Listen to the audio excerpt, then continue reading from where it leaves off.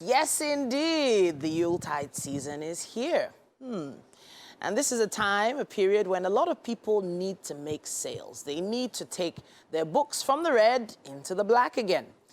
Some are doing it, and some are doing it better than others. And today, our book of the week is called Sell or Die Poor.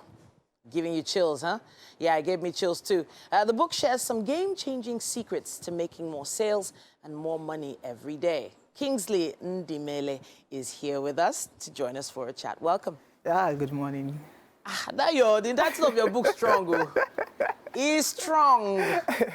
Now, I feel like, before anybody can put together a book, especially on selling, it feels like, they must have had a lot of experience in selling and made a certain amount of money before they become, in quote, an authority. Did you have any doubts about that before putting this together? No, at all. Okay.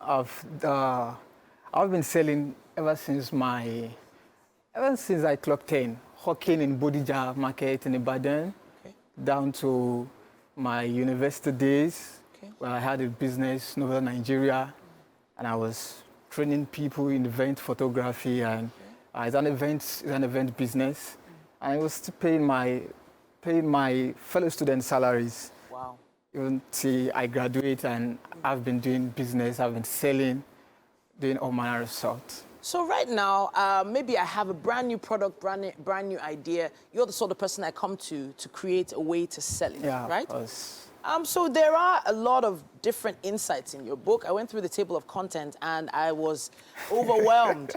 But the first chapter hit me. It says, the real reason you are poor. Or they are poor. Me, I'm not poor. Me, I'm a billionaire. You know. I'm a billionaire. Yeah, I'm a billionaire. Let's do this. So what is that first chapter about? Yeah, a lot of time persons think the reasons they are poor is because they come from a poor background. Is because they were not entitled to inheritance. They never went to a good school, or they never studied a good course, in quotes. And people make up excuses why they are poor. But when we look at it in a broader spectrum, you see that the more reason why people are poor is because they are spending more than they are selling. And this thing about finance is that whether you like it or not, you are spending every day. Sure. You spend to make your hair, you spend to eat food, you spend to buy data, you spend to subscribe for Netflix and the likes. So if you're spending every day and what you're making is lesser than what you're spending, then you are definitely going to run financially down. So your selling must exceed your spending if your financial freedom must be realistic. So you go through quite a journey in your book. And eventually you say marketers who talk too much don't sell so much. So the whole idea of marketing is convincing people to buy. How do you convince people without talking too much? Now, convincing people without talking too much, the mistake a lot of marketers make is that they are tempted to talk too much to build a connection with the buyer, with the prospective buyer. But on the contrary, the more you talk, the more you inhibit the connection. So your talking should actually lead the buyer to make decision. But when you crowd the buyer with so much thought, so much words, and is unable to just make a decision. You are crowding into his thoughts. So you're preventing the decision-making process from happening. So you have to take some pauses. You have to allow your buyer talk. Let your buyer do the talking, because it's more about your buyer and less about you, and even less about your product. You know what? Before you go into a masterclass here on marketing and selling, I'm going to touch on something you say here, chapter 6. It says 5 questions that win every potential customer. Ask open and closed questions in the right order. So first of all, what does that mean? Open and closed questions? I don't get that. Open questions are questions that lead the buyer to talk more. To open up on his own need or her own need. But closed questions are questions that bring the conversation to a close very quickly. Wow. So a closed question could be, do you need shoes? And then the customer says no. No. So that's a closed question. That's a closed question. Okay. But an open question could, madam, what do you need? Okay. Okay, I need shoes. What kind of shoes? You are opening up the questions. Okay. Okay, what size? What color? Okay. All right. What do you need it for? Okay, I'm feeling you. I'm getting there. I'm connecting a little more. But then you also talk about turning it into a conversation and not just a question and answer session. You also talk about that in chapter 6. Yeah. So a lot of people are just tired of being sold markets. Like everybody, they try to sell me something. I'm done. I'm tired. So how do I, as a marketer, get around that? Now, in marketing, your ability to sell without selling is what actually makes the sales. Because now everybody is trying to make sales, everybody's trying to pitch a product. But I could come to you to pitch a product without actually telling you to buy this product. Wow. And me and you might have just talked and talked and talked before you even get to know that, oh, he's even trying to sell a product to me. So it's about getting the first attention of the person. But once you pitch immediately, the person closes up because he knows that you're trying to market what every other person is doing. But when you start the conversation, just what we are talking, and I tell you, okay, I don't buy this book. Have you seen this book? Okay. And you feel, oh, let me see it. And you take the lead, you buy the book, and I make the money. So now I can see you have like a radical sense of selling from what I'm seeing in your content pages of the book. First of all, the name of the book first. Sell or Die Poor. First, eye-catching, it draws people in.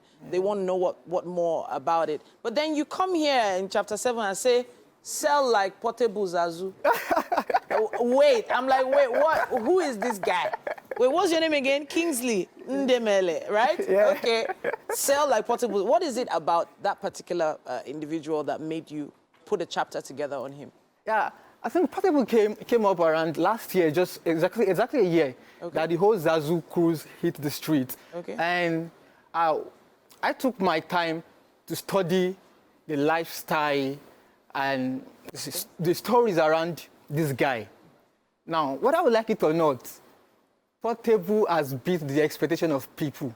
Because we never expected that he would still be trending. Or relevant, yeah. Relevant till now. Okay. But Portable has exceeded that expectation. And what is he doing differently? Portable is an influencer. Okay. He's influencing products, basically for the street. Now, Odogu Peters is my case study. Portable came in, Odogu Peters saw it. Okay. And Odogu Peters is a product for the street. Okay. Okay. Obi Kubana, who is the the CEO or the founder, actually needed an influencer to hit the street with that product. And Portable was the right choice. So I get where you're going with this. But then you created a whole chapter on this guy in your book, meaning that there are probably some things that people need to take as a step-by-step from what he did. Yeah. But are you sure it wasn't just, you know, God's grace, sheer luck? Do you think there was actually some kind of strategy in there for him as an individual, not the people that are taking advantage of his brand now? Now, whether we like it or not, most persons have the celebrity crush, influencers. For me, it's Davido. Okay. Right. Now, for many persons, it's Portable. Okay. Now, the guy is hitting the street with content. Okay. And there is an audience for every content. Okay. So for you to get through or penetrate through Portable's audience, to influence them to buy your product. Because they like Portable, they know Portable, they hear Portable. It's not just popular, it's influential. That's the difference. Okay. That is, being popular means they know you. Being influential means they listen to you. And Portable has actually showed that. Okay, so you're saying they listen to what he says, or is it do they watch what he wears? Do they watch what he posts? What exactly is selling for him? Let's bring it and make it practical now. If I have a clothing brand I want to sell, and I want to take advantage of that kind of brand, talk to me. Now, you can't take you cannot likely take advantage of that kind of a brand because there must be a synergy between the product, the person, and the audience. Okay. For example, Aquafina took Aproko Doctor to influence their bottled water. And everybody knows that Aproko Doctor on Twitter is take water, take water, take water. So there's a synergy. Okay, so because of, I understand where you're going now. So let's take it away from influencers and the new type of selling. Yeah. Let's go back to the most old school selling, the Molue medicine seller. You have a whole chapter on that as well. Molue medicine sellers that used to stand up at their seat and either they have some kind of voice box and they have an ID card, and they introduce themselves and they start selling. You have a chapter on that too. Yeah. Good way to sell or not? Now, we draw our lessons from the day-to-day scenarios we see on the street. Now, this happened when I actually came to Lagos, and a Molue medicine seller came into the bus, into the is it the BRT or Molue bus, came into it and said some stories, and before you know it, people were actually buying the product. In that same trip, he got down, another person came in, another Molue seller came in. The same strategy. And the same persons still bought this product. I was like, oh, man, there's something about this. And what they do specially is that they have ice-breaking stories. They tell you stories, give you testimonies. And it's just so emotional that before you know it, you've given them your money. Your money. Wow. So there is a storytelling strategy. I know that you're not going to let too much more out of the bag, but as you have heard and seen right here, there is a lot packed into this particular piece, and we appreciate you for coming to talk to us. Now, I'm extremely impressed. Kingsley Ndimele here. Sell or die poor. Game-changing secrets to make more sales or more money every day. Now, that's it for our book chat. We would love to hear your comments and contributions on this one. Use our hashtag WakeUpNigeria on TVC. Let's hear what you think.